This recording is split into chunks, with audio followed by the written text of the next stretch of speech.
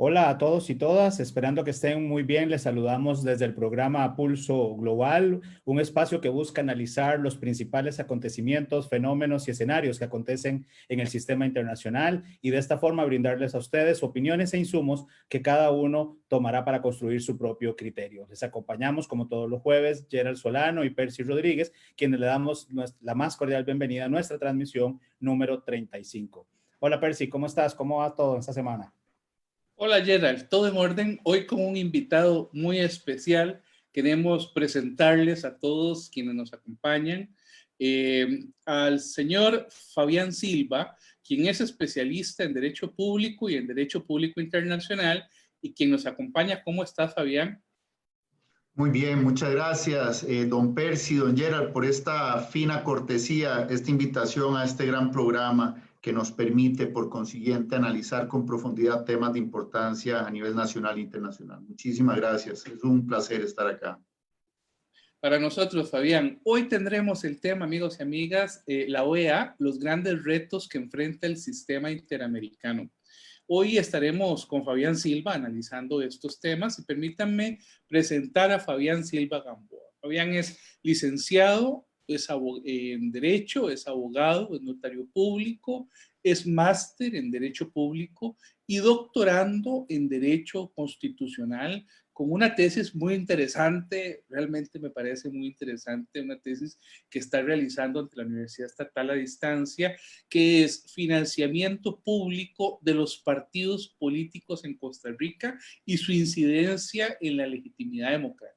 Sin duda alguna, un tema que se las trae, Fabián, un tema sumamente complicado y que estaremos anuentes a tu tesis y que incluso a que puedas publicarla, porque me parece que es un tema a propósito de lo que está pasando en nuestro país muy importante. ¿Cómo se financian los partidos políticos y realmente se está teniendo una incidencia en la legitimidad democrática? Además, Fabián tiene 22 años de experiencia docente impartiendo lecciones en universidades del Estado costarricense, como la Universidad de Costa Rica, ha sido profesor en la Universidad Nacional y en varias universidades privadas. Además, es profesor titular en las escuelas de Derecho, de Relaciones Internacionales, de Administración de Empresas, de Periodismo, de Relaciones Públicas, entre otros.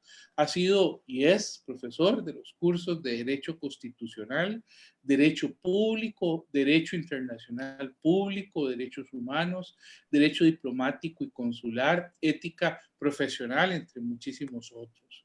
Ha servido además como conferencista en diversas organizaciones, entre las que destaca la Fundación Konrad Adenauer y muy específicamente en un programa de la Fundación que se llama el Programa Regional para Centroamérica. Asimismo, es autor de diversas publicaciones.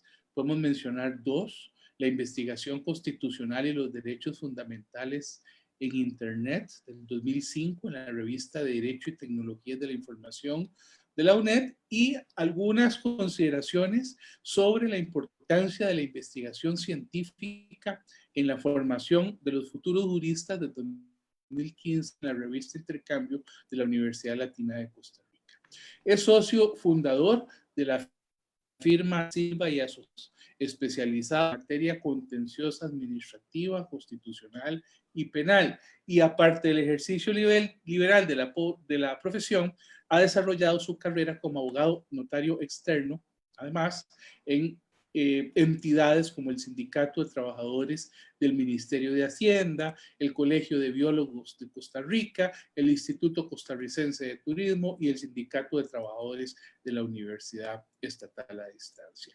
Para nosotros, tener a Fabián acá, creo que lo digo también por Gerald, es un placer volver a ver a nuestro querido amigo, a una persona que tiene 22 años o más dedicarse al tema del derecho público internacional, al pensamiento y a la formación de muchas generaciones de diplomáticos costarricenses y de relacionistas internacionales y abogados además que se han preparado en estos temas. De manera que, Fabián, de verdad, un honor tenerte por acá y qué bueno que nos volvamos a ver y ojalá que no sea la última vez.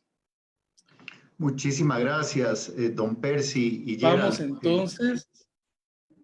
Gracias, Fabián. Y entonces iniciamos con el tema de fondo que hemos hoy seleccionado y hemos conversado hoy con Fabián, el cual hemos denominado la OEA, los grandes retos que enfrenta el sistema interamericano.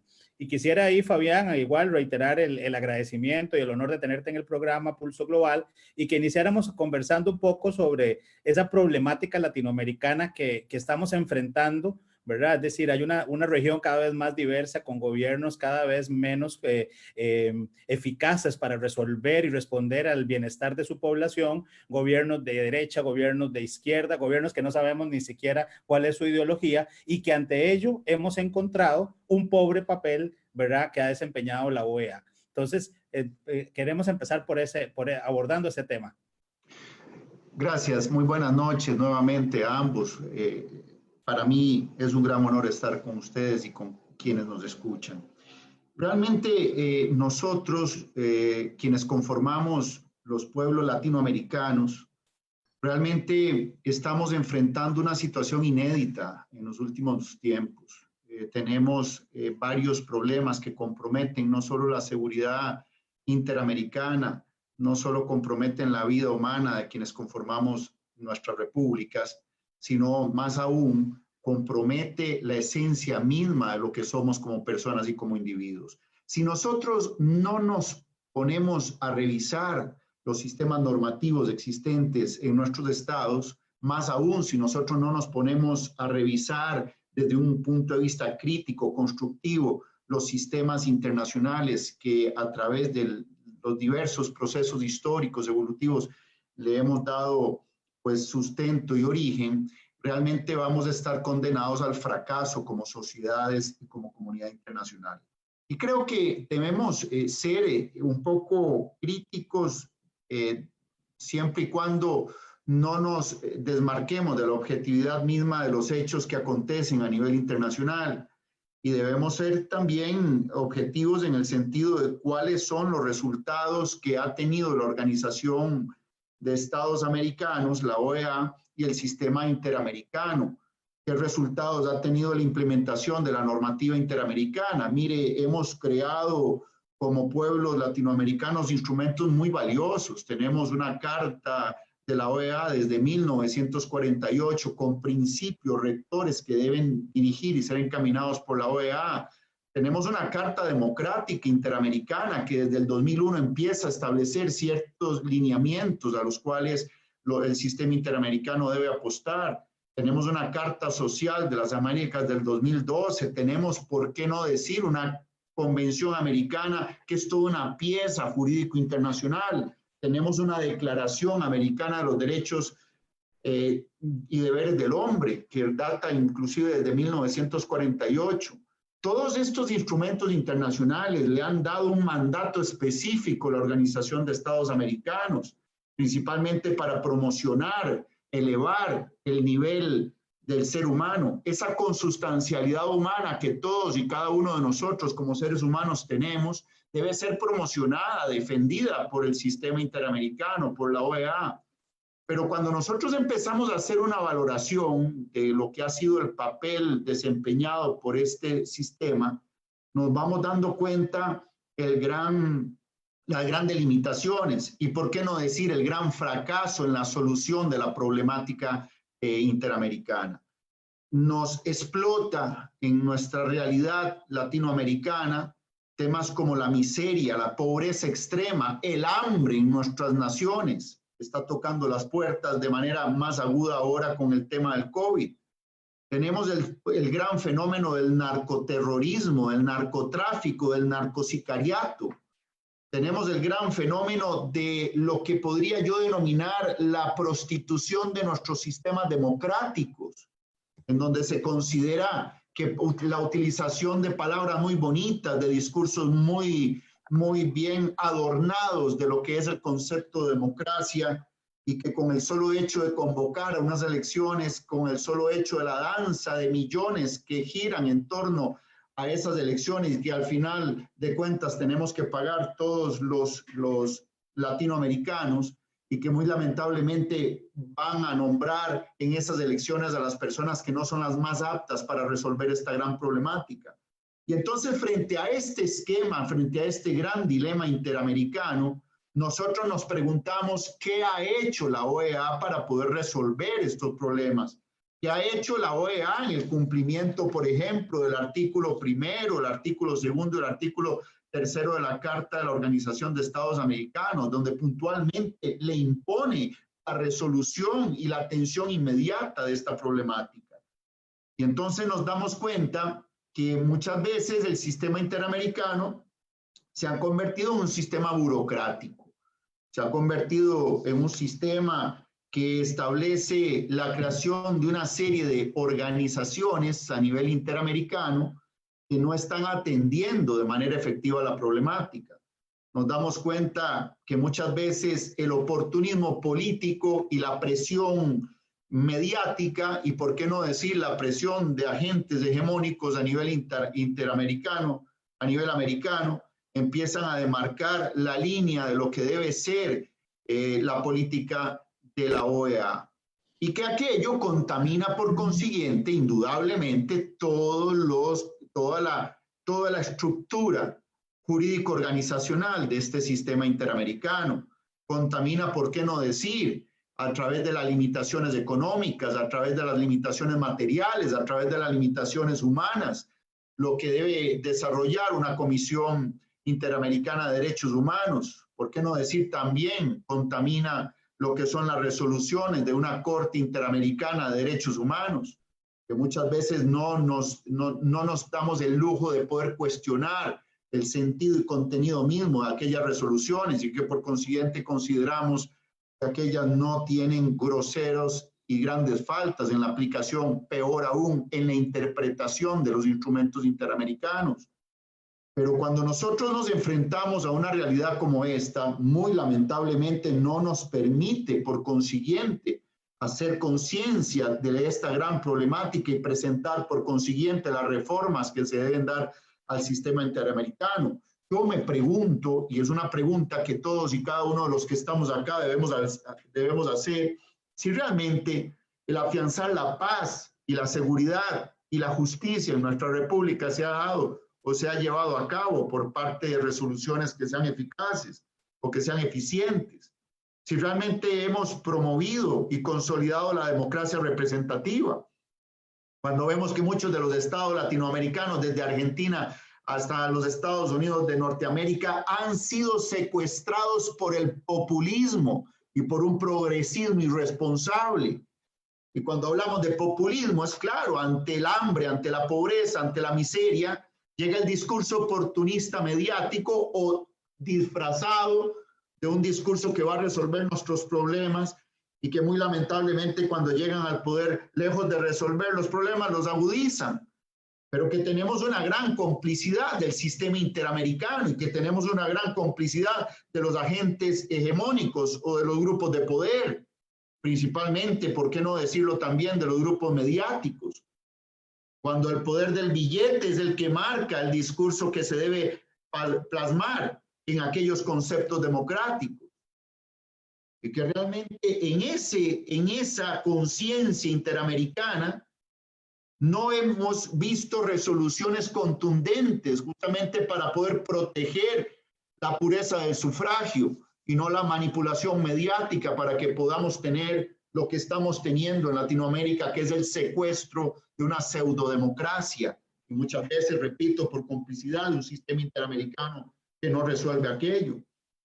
¿Cómo podemos decir que hemos utilizado el sistema interamericano para poder resolver los grandes conflictos que entre estados hermanos se han suscitado, cuando no hemos logrado reconocer como países latinoamericanos que parte de los principios soberanos nos obligan a respetar que aquellos estados que deciden cumplir sistemas económicos y políticos diferentes podemos convivir como hermanos y no enfrentarnos o no apostar a una confrontación que muy lamentablemente también hemos visto no solo en Sudamérica, sino también en Centroamérica, principalmente en aquella década nefasta de los 80s, donde nosotros los centroamericanos fuimos víctimas de las guerras fratricidas más inhumanas que ustedes se puedan imaginar o que nos podamos imaginar.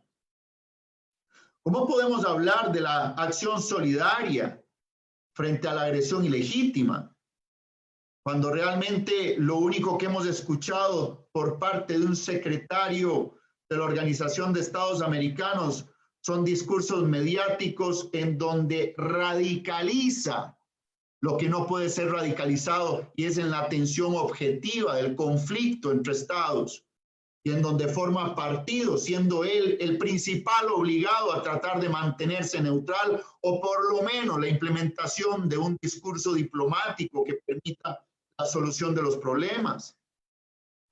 Y que muy lamentablemente este nefasto papel desempeñado no ha resuelto la problemática latinoamericana, no ha resuelto la problemática que generan las pseudo dictaduras que hoy por hoy están condenando a la miseria extrema y a la violación de sus derechos fundamentales.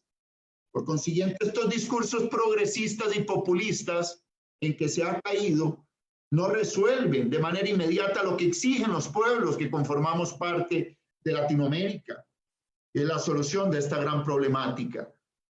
Fabián, y si me permitís ahí, precisamente en ese punto, esos dos puntos que estás mencionando, quisiera aprovechar de hacer un comentario y preguntarte también, ¿será que los principios entonces de la Carta de la OEA son más aspiracionales, más utópicos? Porque, por ejemplo, el principio F dice, la eliminación de la pobreza crítica es parte esencial de la promoción y consolidación de la democracia representativa. O sea, es decir, hay un mandato claro dentro de los principios para la organización de eliminación de pobreza, y cada vez América Latina y en particular Centroamérica es más pobre, ¿verdad? Estamos viendo cada vez brechas más grandes a nivel, digamos, social, y el rol de la OEA cada vez un poco más disminuido o menos percibido.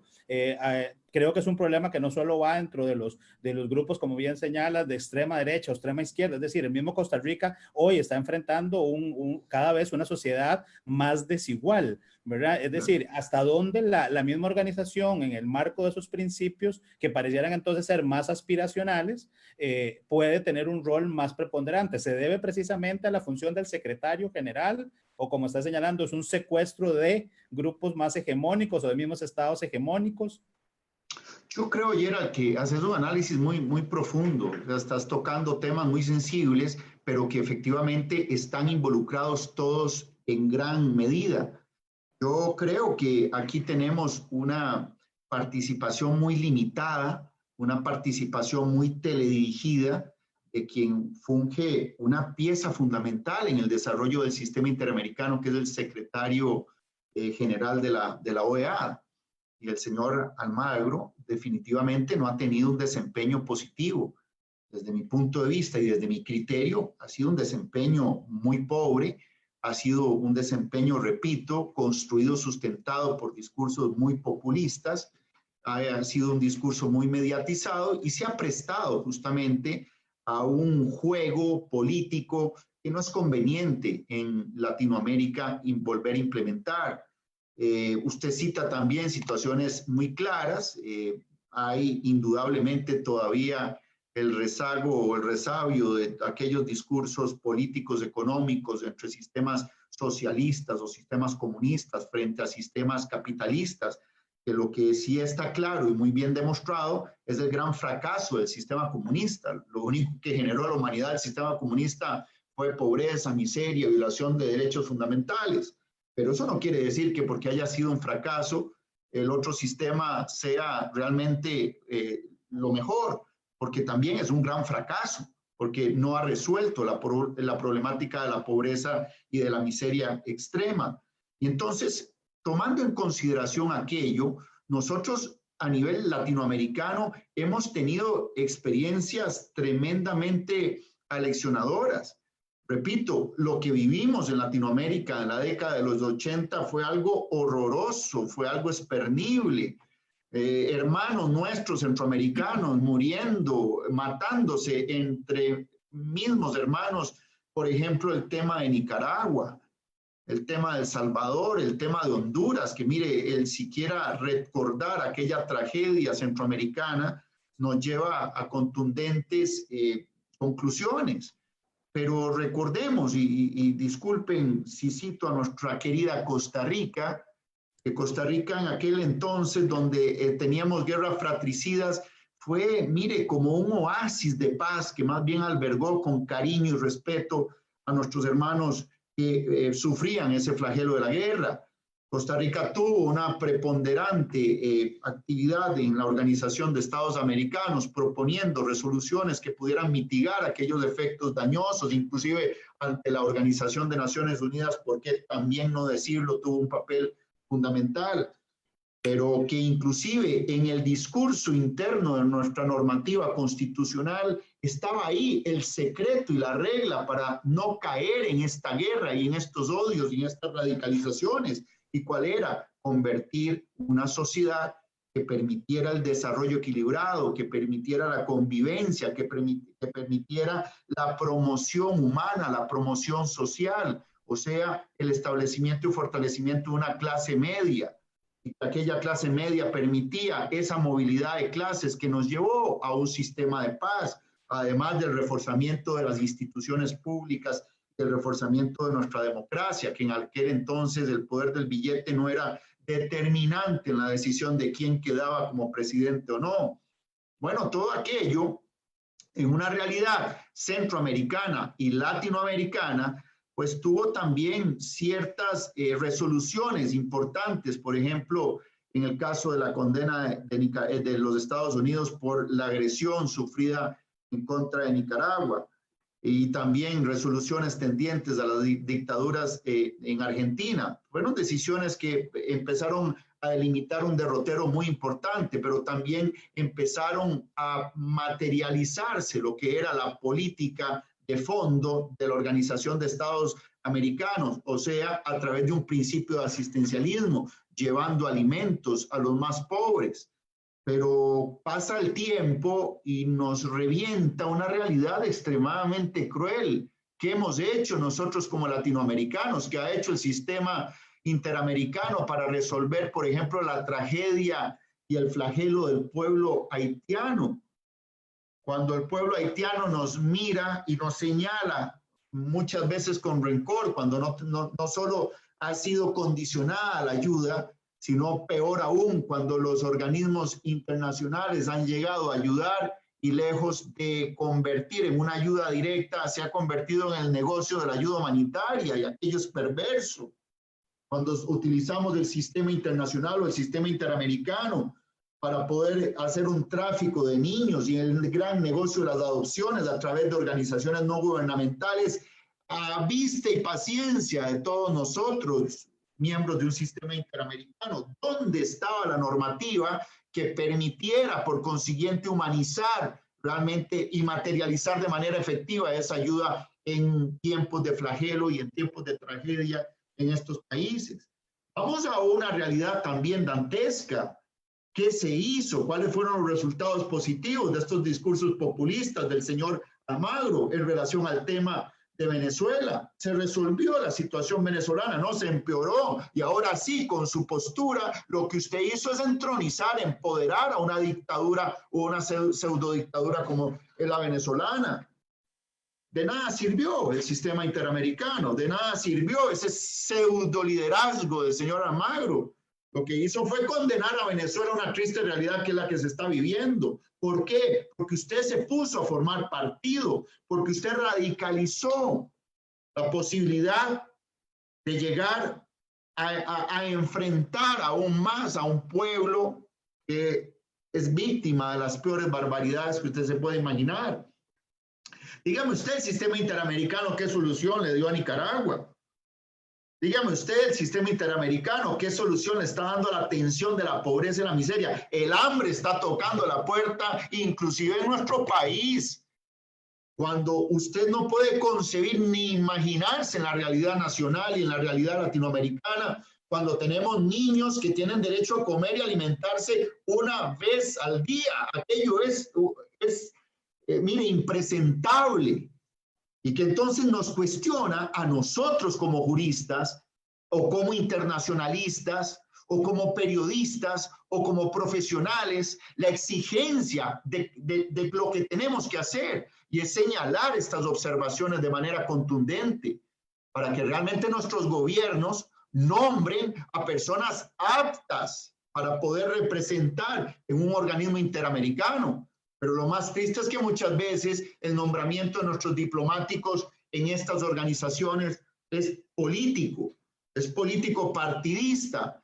Tenemos un montón de profesionales realmente preparados que son excluidos gracias al argollismo que existe en estos sistemas de elección o nominación para embajadores ante estos organismos. Y como resultado, muchas veces, muy lamentablemente, tenemos personas que llegan con discursos hechos. Tenemos personas que son fácilmente manipulables para tomar resoluciones, que no están atendiendo realmente la problemática interamericana. Entonces tenemos que revisar que muchos de los problemas que está teniendo la OEA hoy por hoy son las personas que llegan a representar a los estados, que muchas veces no son personas preparadas, que muchas veces son personas oportunistas, que muchas veces son personas que se sientan y ni siquiera saben qué tienen que hacer frente a la aplicación de todos los instrumentos internacionales a nivel regional.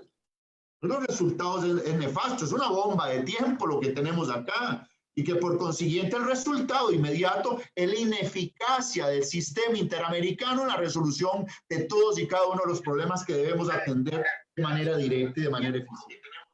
Sí, Fabián, ahí tenemos una pregunta ya de Facebook que agradecemos a quienes nos siguen en la transmisión y en este programa Pulso Global. Nos dicen, excelente disertación, y si permiten una pregunta, Bernardo Valdivia, ¿cuáles deberían ser los cambios en el sistema interamericano para recuperar la dignidad, la consecuencia, coherencia y consistencia que permita regular la dignidad e integridad que enviara con autoridad y responsabilidad para poder actuar, dice, fortaleciendo la democracia de los países y resolver los problemas de los ciudadanos? Bueno, primero yo considero, don Gerald y Percy, que debemos despolitizar el sistema interamericano. Si bien la política juega un papel importante, creo yo que tenemos que regirnos sobre los principios fundamentales que establecen estos organismos internacionales, que establecen todos los instrumentos internacionales. Debemos despolitizar y apegarnos a estos principios. Usted no puede formar partido para poder confrontar un Estado contra otro Estado. Usted tiene que ser neutral. Usted no puede meterse en asuntos internos de un Estado si no es para ayudar, no para arengar el conflicto interno. Aquello es una locura. Y también debemos aplicar una verdadera representatividad democrática. Lo que tenemos que cuestionarnos acá es si realmente la permanencia o el establecimiento de cargos vitalicios dentro de estos órganos internacionales o interamericanos realmente propician una verdadera promoción de los derechos que se están tratando de establecer a través de los instrumentos internacionales. Pero vamos más aún, más profundo. Debemos revisar nuestros sistemas internos. Debemos dejar de creer en que nuestros sistemas internos son 100% eficientes. Lo que estamos demostrando a nivel interno en nuestros estados es el gran fracaso del sistema democrático, el gran fracaso y el gran secuestro de la conciencia nacional, de la conciencia de nuestros pueblos. Y si no revisamos esto, Gerald y Percy, quieras o no, contamina todo lo que debe ser el derecho interno y el derecho internacional y también el derecho interamericano. Claro, Fabián, lo que nos estás planteando y estás añadiendo un nuevo tema, que es el tema de la normativa. Yo siempre me he preguntado si uno de los problemas que tiene la OEA es su arquitectura y también, por supuesto, la normativa que lleva intrínseca. Pero el sueño de la integración latinoamericana se ha acariciado desde hace muchísimos años. Claro. En 1826 teníamos los primeros componentes en aquel sueño de Bolívar cuando convoca claro. a las repúblicas existentes en ese momento latinoamericanas para una unión perpetua, defensiva contra cualquier potencia extracontinental que intentara ingresar. Hay un sueño que en aquel momento fue interrumpido por los intereses y los embajadores de Gran Bretaña, que estaban presentes, que llegaron a la reunión y que empezaron a negociar país por país para que cada uno de ellos no acordara en sus asambleas legislativas, en sus congresos, lo que se había acordado en el tratado con Bolívar. Desde aquella época, desde aquella época teníamos influencias internas e influencias externas que no permitían la integración, acariciar aquello que Bolívar hablaba del sueño, ¿verdad? ¿Cuántos congresos han pasado desde entonces? Solo en el siglo XIX, los famosos congresos jurídicos de Lima y Montevideo, los famosos congresos de Chile, de Washington, el Congreso de Santiago, por ejemplo, que tenía que ver con buscar elementos que realizaran una integración latinoamericana. Y finalmente, en 1890, con la presencia del Estado hegemón, se logra una integración, ¿verdad?, con el sueño aquel del panamericanismo, que crea no solo una unión panamericana, sino una oficina en Washington, una oficina comercial, ¿verdad?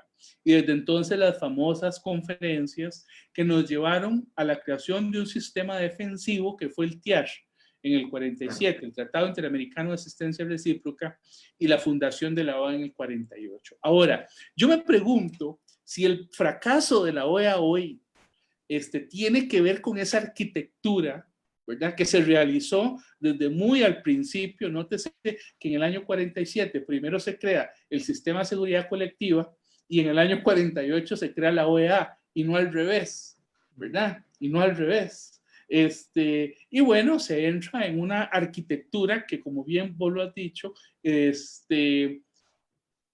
no ha permitido que los latinoamericanos nos unamos. El caso del Estado hegemón de Estados Unidos. Es decir, la OEA funcionó, entre comillas, para los intereses de seguridad norteamericanos desde 1948 hasta 1983, cuando se quiebra la OEA y se divide en dos, ¿verdad? Se divide en dos tajantemente con el tema de las Malvinas, con el tema de qué países apoyaron a Argentina, qué países apoyaron a una potencia extracontinental que era Gran Bretaña.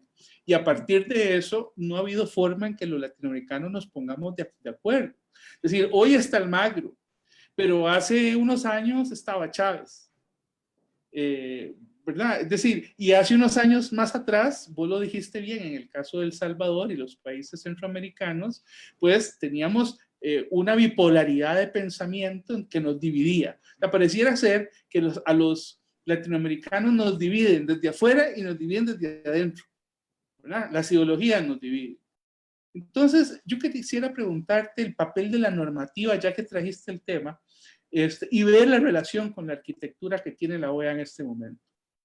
Bueno, antes de responderte, yo tengo que hacer referencia a un tema fundamental que acaba de citar, Percy, que es el tema de ese sueño latinoamericano, de esa unidad latinoamericana, creo yo, gestada por el padre, de un gran líder latinoamericano, que es Simón Bolívar, que yo creo que tenemos que hacer tributo al gran aporte que dio Simón Bolívar a la unidad latinoamericana. Muy lamentablemente, el discurso de Bolívar ha sido tomado por personalidades nefastas a nivel también latinoamericano, pero yo me cuestiono, Gerald, Percy y estimados amigos y amigas que nos escuchan, ¿qué sería de Latinoamérica si nos uniéramos desde México hasta Argentina? Seríamos una potencia. Preguntémonos, ¿realmente necesitaríamos de Europa, de China? ¿Tendríamos dependencia de Norteamérica? No, claro, porque tenemos todos los recursos para poder salir adelante y conformarnos como una gran potencia. Aquello no puede ser permitido, repito, por aquellos entes hegemónicos, porque si nos unimos, si realmente dejamos de sembrar la semilla de la división, respetamos nuestras propias idiosincrasias, realmente no tendríamos que estar pidiendo limosnas o estar sometidos a negociaciones arbitrarias por parte de las grandes potencias. Bueno, pero aquel sueño no dejó de ser un sueño y que en la realidad no se dio. pero también hay que reconocer la gesta heroica de aquellos representantes que conformaron una gran idea y es la Unión Latinoamericana, que hace una secuencia histórica tremendamente ilustrativa y que han sido esfuerzos tras esfuerzos para lograr realmente aquella unidad. Pero respondiendo a la pregunta, tenemos un problema de orden jurídico fundamental, porque los mismos instrumentos internacionales constitutivos del sistema interamericano son extremadamente contradictorios. Vea una tarea muy sencilla, persillera.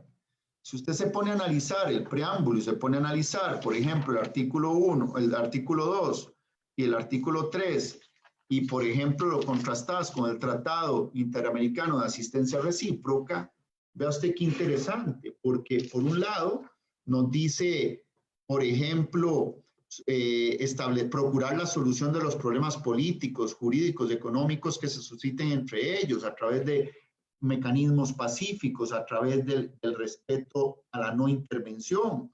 Y por otro lado, en el artículo 3, inciso E, dice, todo Estado tiene derecho a elegir sin injerencias externas su sistema político, económico y social. O sea, se respeta el principio de soberanía plena, pero ese principio de soberanía plena se contrasta con un problema, que no tenemos una mano coactiva del sistema interamericano, por cuanto usted no puede imponer la utilización de la fuerza para cambiar un sistema político, económico o social que va en contra de la misma población de un Estado que es miembro de la comunidad interamericana. Entonces tenemos un problema no solo de orden dialéctico, sino un problema de orden estructural jurídico que tenemos que resolver. ¿Cómo hacer efectivas las resoluciones, por ejemplo, de la Corte Interamericana de Justicia? ¿Cómo otorgarle un brazo más coercitivo que coactivo? O sea, ¿cómo logramos convencer a los estados que debemos acatar las resoluciones del sistema interamericano porque hay una gran mayoría que ha decidido establecer una decisión para la resolución de la problemática interna de su estado que usted no ha logrado resolver? Pero ¿cuál es el problema? El problema es, como muy bien lo señalaste, cuando la plataforma de la OEA ha servido de base para la política interamericana de una potencia mundial. Entonces ahí usted pierde autoridad moral, ahí usted pierde autoridad política, ahí usted pierde efectividad, y que inclusive muchos años después reconoce la OEA algo que fue que la expulsión de Cuba no había sido una solución realmente acorde a los principios democráticos, porque la expulsión de Cuba se hace por el dedo o la orden que señalaba a los Estados Unidos en aquel momento y que los estados latinoamericanos obedecieron y bajaron la cabeza para resolver. ¿Y qué pasó con eso? ¿Resolvimos el problema de una dictadura atroz como la de Cuba? No, no se resolvió, se empoderó. Se logró permanecer Fidel Castro durante 50 años, que tuvo cosas buenas, tuvo cosas malas, pero que realmente atentó contra un sistema democrático. Y que ese sistema democrático, al expulsarlo, no permitió que aquella nación pudiera formar parte de un sistema interamericano donde pudiésemos discutir, donde pudiésemos convencer, donde pudiésemos negociar que la democracia, la pura democracia, volviese a ese país y el respeto de los derechos humanos. Entonces, muchas de esas decisiones que fueron teledirigidas, impuestas, lamentablemente desacreditaron la autoridad moral que debe tener un órgano interamericano, porque un órgano interamericano, cuando realmente se le respeta su propia independencia, su propia soberanía, y no se impone, por ejemplo, el cabildeo, la negociación por debajo, y si querés un ejemplo, lo que es el nombramiento del secretario general, aquello es una negociación a puerta cerrada, una negociación debajo de la mesa. Se negocian muchos discursos. Se le imponen las tareas que debe cumplir si quiere el voto de los grandes y que puedan tener por consiguiente posibilidad de llegar a ocupar aquel cargo. Entonces llegan muy comprometidos. Pues las reformas deben ser reformas inclusive en la proposición de los sistemas de elección de un secretario general. El poder ahí sí proteger y tutelar la pureza del sufragio del embajador representante que va a emitir su voto para poder elegir a esta persona. Y por consiguiente, entonces, no se contamina todo lo demás. Fabián, y ahí yo creo que en esa línea estás introduciendo un tema de una ausencia de liderazgo clave en los puestos sensibles de la organización, ¿verdad? Es decir, ahí hay un tema que me parece que es importante señalar y que lo quiero unir con una de las preguntas que nos están haciendo en Facebook, de que cuáles son los principales retos que enfrentaría entonces la OEA bajo el liderazgo de Almagro, pero que desde tu lectura hay más bien una ausencia de ese liderazgo. ¿Cuáles son entonces esos retos que está enfrentando ahorita el tema de liderazgo en el marco de la OEA? Bueno, el primer reto que tenemos es si realmente es oportuno que el secretario general siga al mando de la OEA. Es el primer reto, hacerle entender a esta persona que debe renunciar porque ya está agotado su gestión, está desacreditada su gestión. No ha dado resultados positivos. Desde que él inició, no hemos logrado ver plasmado a través de la ejecución positiva, sino lo que vemos es un señor que se parece al discurso de Chávez, muy enérgico, muy tajante, muy crítico, y que de diplomático no tiene absolutamente nada. Primero, esa es la postura que debe tener un secretario general de la OEA. Yo creo que no. En esto tenemos que ser muy honestos. En la historia de la OEA no hemos tenido una persona que llegue a discursos tan populistas como los discursos que da este señor. Definitivamente, mire, yo me cuestionaría qué diferencia existe aquel discurso de, por ejemplo, un discurso de Chávez o de Maduro. Para mí no existe gran diferencia, ¿verdad? Porque usted no puede como representante de un sistema interamericano rebajarse a un nivel como lo que se ha rebajado para poder buscar un fin, y el fin nunca lo logró. Entonces, el primer gran reto es lograr que este señor renuncie.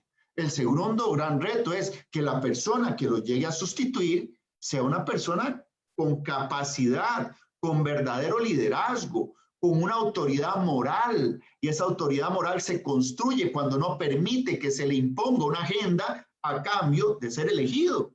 Entonces, en esto tenemos que ser muy honestos, los que somos parte del sistema, los que somos miembros de un sistema, en teoría, somos estados iguales y que debemos propiciar un sistema de nombramiento en donde el voto realmente no es coaccionado o no es dirigido a favor de una persona. El otro reto que yo creo que debemos enfrentar es que también a nivel de nuestros sistemas diplomáticos logremos llevar a la representación, o sea, nuestros embajadores ante la OEA a personas verdaderamente capacitadas. Repito, yo creo que tenemos que tomar parte de todos nuestros especialistas, mire, que son profesionales, que durante toda su vida se han formado, que han tenido una gran experiencia, pero que muy lamentablemente el favor político nombra a otra persona. Muchas veces el nivel de desempleo de verdaderos profesionales es tan alto y que realmente tenemos ocupando estos puestos a personas que no cumplen un rol importante. Yo me cuestiono cuáles han sido los resultados de nuestra embajadora, que recién terminó, bueno, se fue antes, recién terminó el pasado 30 de septiembre su gestión. ¿Dónde están sus informes en donde realmente diga cuál ha sido su participación, cuáles han sido sus resultados? Debemos exigirle a nuestros embajadores resultados efectivos y debemos, por supuesto, tener un sistema transparente que nos permita valorar con los resultados a quien ocupa una Secretaría General de la OEA. Porque si no, entonces nos convertimos en un sistema burocrático que nadie le exige cuentas. Entonces tenemos, por ejemplo, un consejo permanente que es consecuente con las directrices del señor secretario y no se entiende que es a la inversa, que el señor secretario general tiene que hacer lo que el consejo permanente le establece que tiene que hacer, no al revés. Y entonces, como esto se contamina, Gerald y Percy, se contamina todas las demás labores. Por ejemplo, si usted se pone a analizar los informes del Consejo Interamericano Económico y Social, por ejemplo, los informes del Consejo Interamericano de Jurisconsultos o el Consejo Interamericano Cultural, entonces pareciera ser que giran en torno a temas muy light, a temas muy de moda, a temas que se repiten discursos, pero que al final no aterrizan, no tienen un resultado efectivo. ¿Dónde está la solución de la pobreza en nuestros países? ¿Dónde están los instrumentos internacionales efectivos que nos lleven realmente la solución de la pobreza? Mire, vamos a poner un ejemplo un poco grosero. Y el ejemplo grosero es, nosotros criticábamos a esta dictadura en Venezuela, pero el pueblo padece hambre. ¿Dónde está la ayuda que debía canalizar el señor Almagro para garantizar la alimentación al pueblo venezolano? ¿Dónde está? ¿Cuáles fueron las resoluciones que usted tomó? Usted se puso a pelear, a pegar 4 gritos, a señalar y a condenar, pero el pueblo no ocupa esos discursos. El pueblo lo que ocupa es alimentación y protección, alimento, vivienda, vestimenta. ¿Dónde está? En el caso de Haití, mire, a mí me da vergüenza.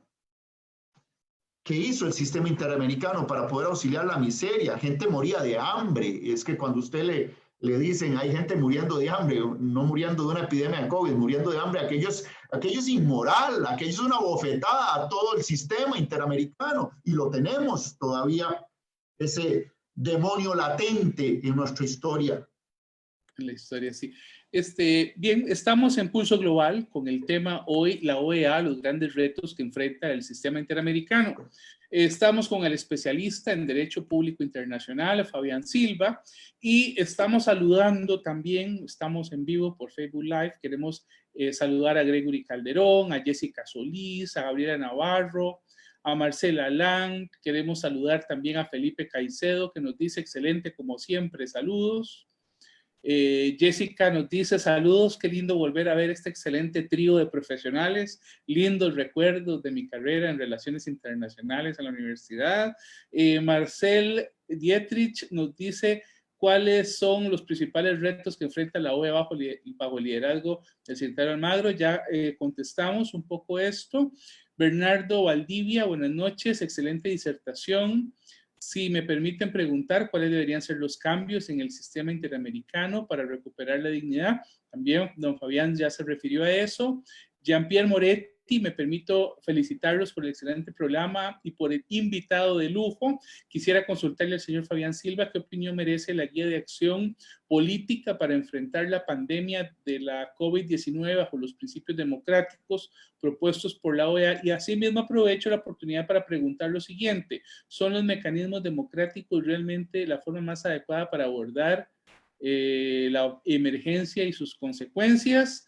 Nos preguntan también si los principios, ¿por qué el papel de la OEA ante los casos de Nicaragua y Venezuela ha sido tan débil? Saludamos a Alexander Madrigal, a Mónica Vargas, a Carmen Sandoval, a Paola, a Adrián Alfaro. En fin, hay una larga lista de personas.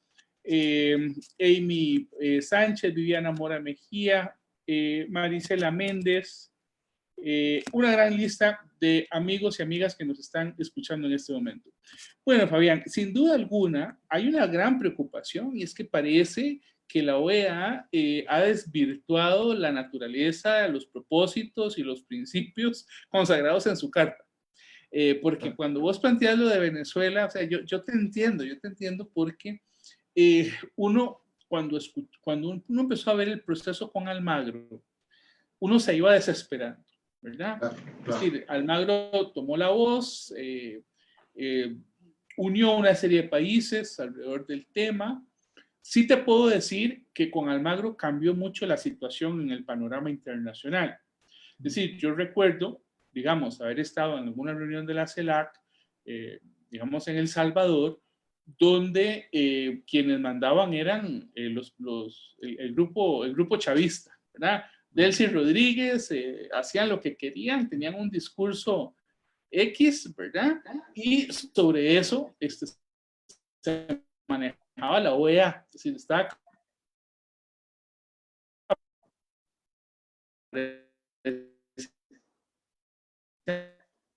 Almagro y de alguna manera. Bueno, ahí estamos teniendo un poco de problemas con la conexión con Percy, Fabián, pero creo que la pregunta de Percy iba en la función de cómo se ha desvirtuado la naturaleza de los propósitos de la OEA. Bueno, Percy, ahí tuvimos un problema técnico porque hubo un corte, pero tratando de empatar lo que me pregunta Gerald y las observaciones que haces muy puntuales, definitivamente el sistema interamericano ha llegado a un punto de deslegitimación del sistema. Y de legitimación, repito, por las ideas que ya hemos retomado, no estamos dando respuesta a los problemas efectivos, a los problemas directos que comprometen la integridad misma, la paz social. Miren, nuestras repúblicas, no podemos olvidar que hoy por hoy nuestras repúblicas son una verdadera bomba de tiempo. Si no, vea lo que está viviendo Costa Rica. Costa Rica está a punto del desborde social. ¿Por qué? Porque hay un montón de improvisación, porque hay un montón de incorrectas interpretaciones, porque hay un montón de improvisación en la política nacional. Esto que ocurre a nivel nacional también se traslada a nivel interamericano. Hay un montón de improvisación y muy lamentablemente, cuando tenemos fenómenos negativos, nos llevan a tomar medidas un tanto precipitadas. Diría yo, llegamos a atarantar los criterios técnicos, los criterios jurídicos, los criterios políticos para tomar decisiones precipitadas.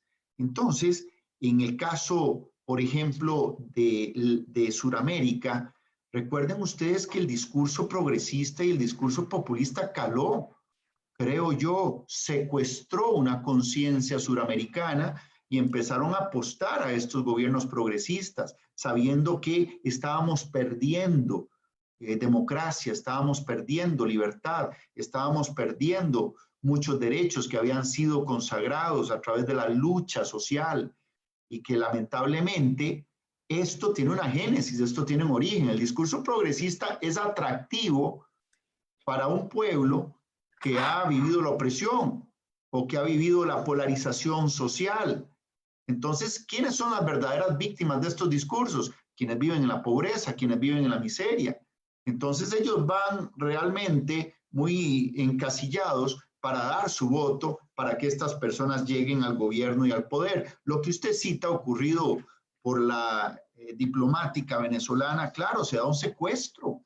Y aquel secuestro tiene un impacto negativo, un impacto nefasto porque no se hace nada, porque se fractura el verdadero sistema democrático. Pero también tenemos que responder algo a nuestros pueblos, Percy y Gerald. La democracia, la verdadera democracia existe en nuestros países. Y segundo, la verdadera democracia está siendo un mecanismo creíble. Hay un estudio que hace la Flaxo en el 2015-2016, que aquello es dantesco, porque en el estudio que hace un popularímetro, que es un barómetro en donde dice, usted, ¿qué prefiere? ¿Una dictadura que le resuelva sus problemas inmediatos o prefiere un sistema democrático como el que vivimos? Imagínese usted que decidió la gran mayoría. Prefiere un sistema antidemocrático que le resuelva de inmediato sus problemas que a un sistema democrático. Nuestras democracias están colapsadas, nuestros sistemas democráticos tienen que remozarse. Repito, debemos tomar el sistema democrático y trasladarlo desde su pureza misma a los sistemas interamericanos. Pero si estamos utilizando los conceptos democráticos que por hoy se dan, mire, aquello realmente es una bofetada a la razón. Porque pongamos a analizar nuestros sistemas democráticos, nuestros sistemas electorales, ¿realmente están permeando en algo positivo? ¿O realmente son fiestas donde lo que predomina es la danza del billete? Eso es un tema que después vamos a hablar, que es lo que le cuesta a nuestros pueblos la democracia. O sea, las deudas políticas, las deudas que el Estado paga para poder mantener la democracia. Y entonces aquello realmente no es tan democrático y por consiguiente se contamina. Vean que las preguntas, y qué lindo de escuchar Percy, me imagino que Gerald y Percy les da la misma sensación de orgullo de escuchar aquellos nombres que uno nombraba a su vez en nuestras universidades. Tenemos aquí estudiantes que recordamos con muchísimo cariño, con muchísimo respeto y que indudablemente hoy son excelentes profesionales porque nuestros estudiantes eran acuciosos, nos ponían contra la espada de la pared, nos exigían respuestas, nos señalaban de que para qué existía el derecho internacional público, para qué existe el derecho diplomático, si estamos viviendo pobreza extrema, si estamos viviendo injusticias. Entonces, ¿qué hacemos? Bueno, yo espero que estos estudiantes brillantes, que respeto, admiro muchísimo, porque de ellos también aprendimos y aprendimos a cuestionarnos todo. Aprendimos a que debemos señalar lo que consideramos es incorrecto y a proponer lo que consideramos debe darse para la respuesta inmediata de nuestras sociedades, de nuestras futuras generaciones. Si no hacemos eso, empezamos a formar parte del secuestro ideológico, formamos parte del secuestro mediático y quiero felicitarlos a ustedes porque estos espacios no nos permiten aquello.